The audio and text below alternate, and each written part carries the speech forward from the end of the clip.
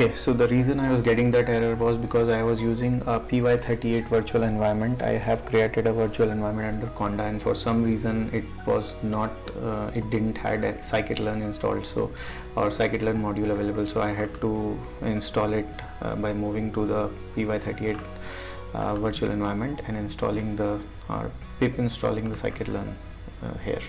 So I think we are good now. So let's continue.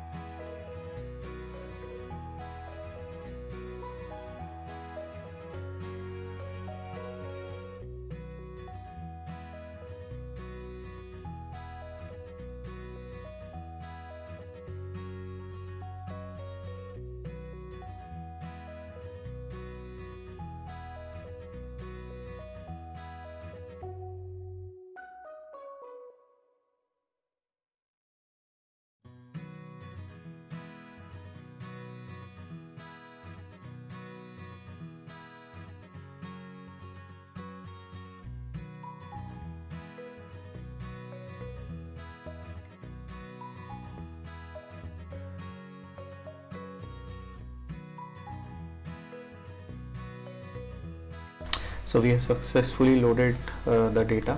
So okay, one more thing. So this database is the wine quality database. It's a very it's an open source data.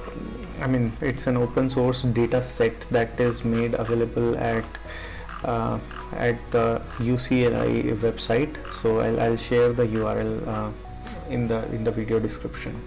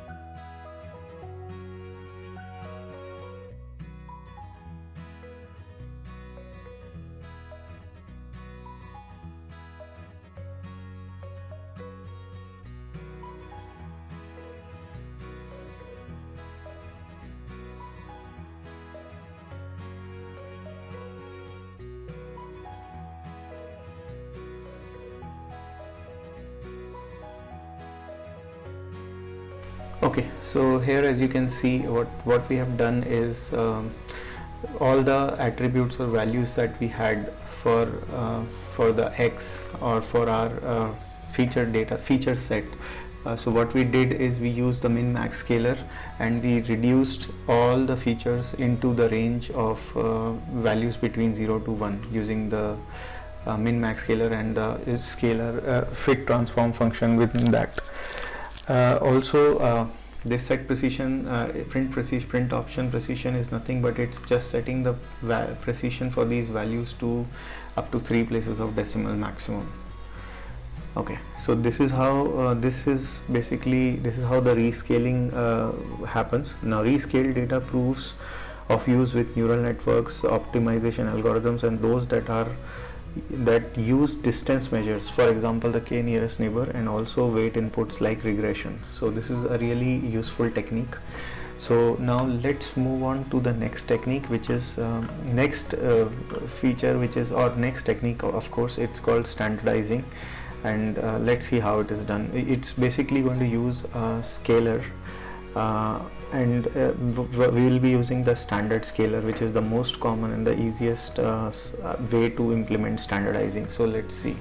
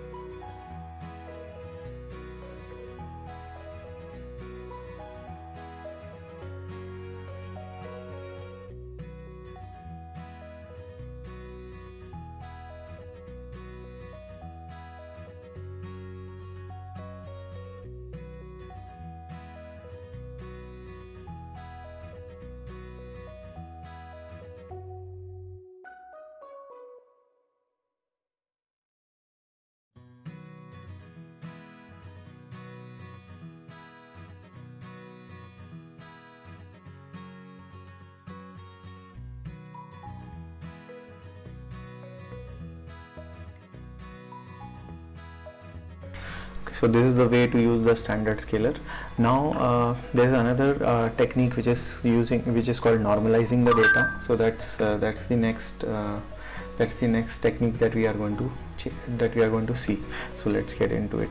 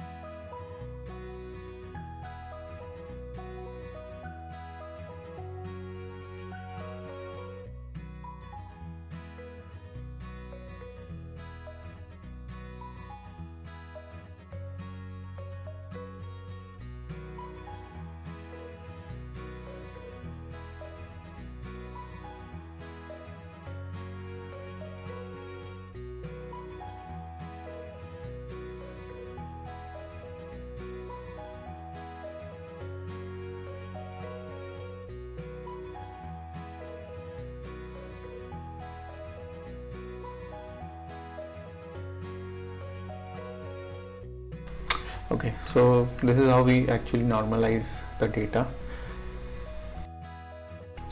Okay, I realized that the way this separated, the way these values have been calculated might cause confusion.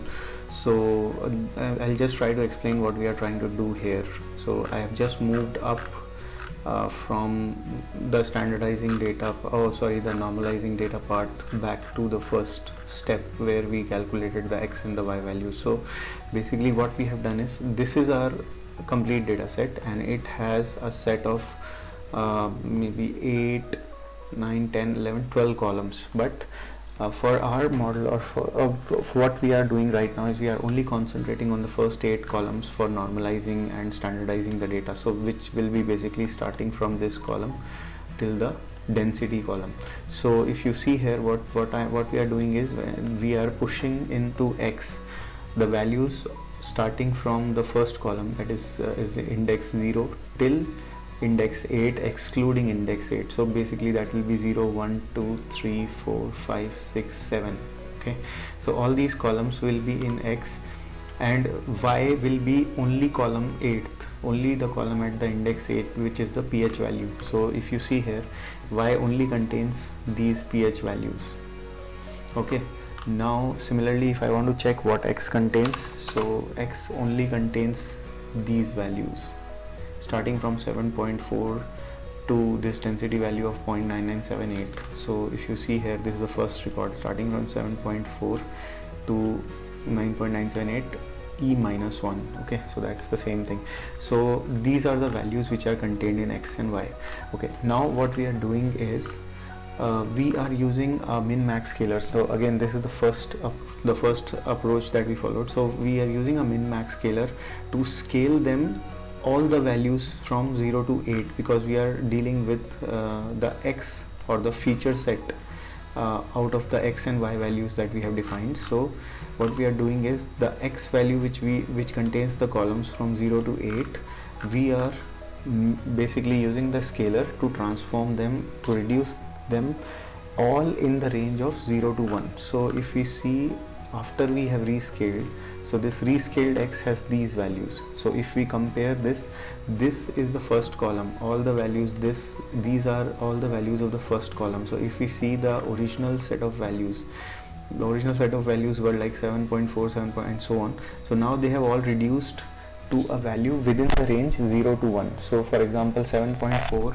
has converted to 0.248, and if you see, the value 11 has been converted to something else, although it's within the range of 0 to 1, but you can clearly see the difference. All those which were close to 7.4 are still close here, but 11 is larger. So this is how it is. So now all these numeric values, even if they were already in the range of 0 to 1, they have again been scaled so that they all fall in the same range of values, or same numeric range. So that is what the scaler or normalizing the data would do. So this is the same thing that will happen in the standardization. If you see here, one difference here in standard scaler is, when you use a standard scaler, what it will do is, the mean of all the values will always evaluate to 0. That's one of the ways standard scaler basically works. So what actually happens mathematically is, it basically subtracts the value of the mean out of the entire set. So for example, if we choose the first column, this one, so it will calculate the mean of this column and then subtract the mean from all these values and then divide it with the standard deviation, and that is where we get these values. They can also have negative values, of course, because we are subtracting the mean and then dividing it with the standard deviation. So this is the standardized, basically this is the standard scaler. The first one was the min-max scaler, this is the standard scaler. Similarly, the normalizing data approach will also follow a different a different set of process, but the idea is still the same. All these steps will make sure that the values fall within a range, a permissible range, which in our case is 0 to 1. Okay, so let's continue then.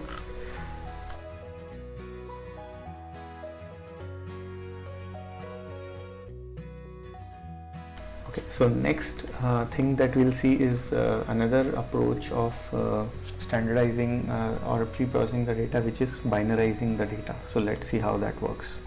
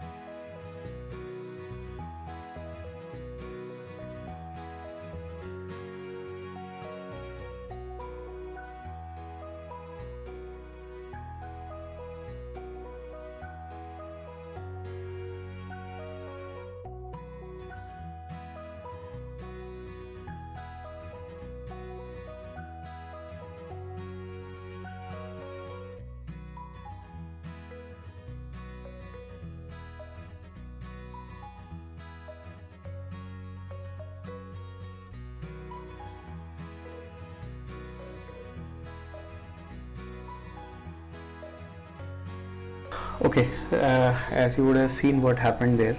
So using a binary threshold, basically it is possible to transform our data by marking the value above it 1 and those below or equal to or below it as 0. For this purpose, basically we use the binarizer class. So this what we did here, basically what it does, after we use the binarizer to binarize a particular binarize the values of x, what it has done is it has marked 0 over all the values equal to or less than 0 and marked 1 over the rest of the values. So it's useful, quite useful, because when let's say for example we want to convert a probability of a particular value or probabilities into crisp values, that's when this is really useful.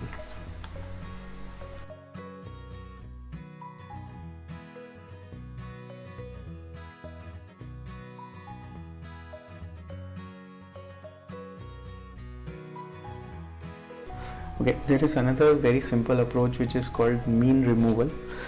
What it does is it will simply remove or it will simply subtract the mean value, but it won't divide it with any standard deviation or anything like that. It's just a simple subtraction of the mean value from the actual value. And how it does is it basically lets us choose an axis of 0. Okay, what that means is for each feature we center it onto the 0. The mean, basically we remove the mean from each feature to center it onto 0. Okay, so let's see how it works.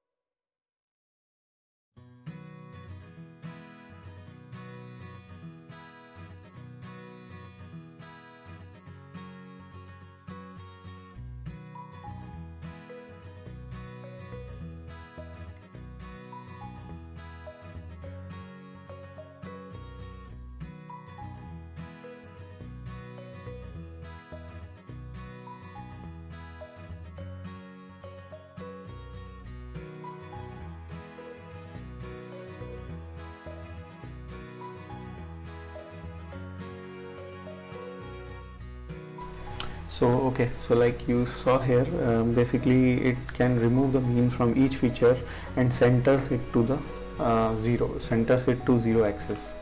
So this is how the mean removal works.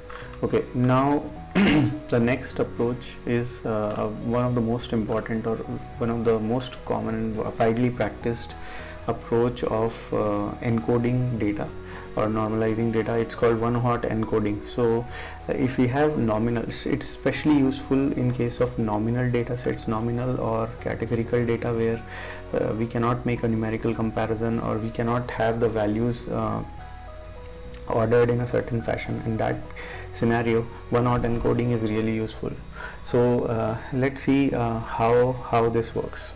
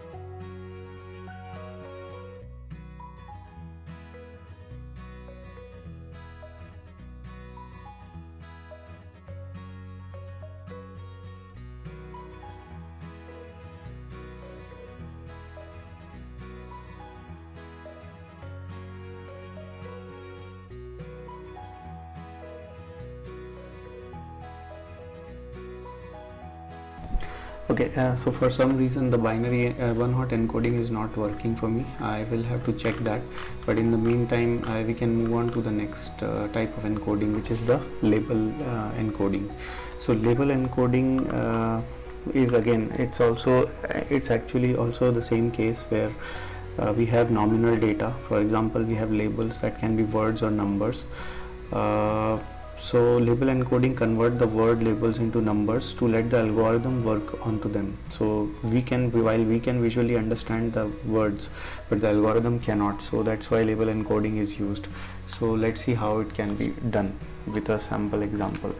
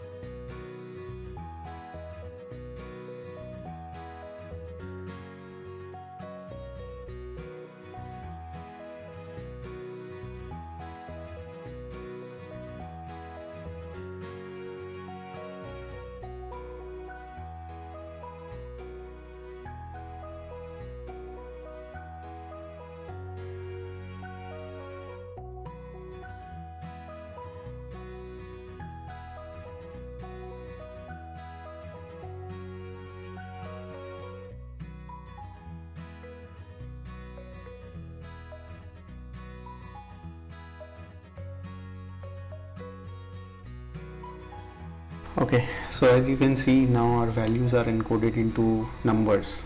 So this is how label encoder works out. Okay, so I think this is pretty much what I wanted to cover today in this video.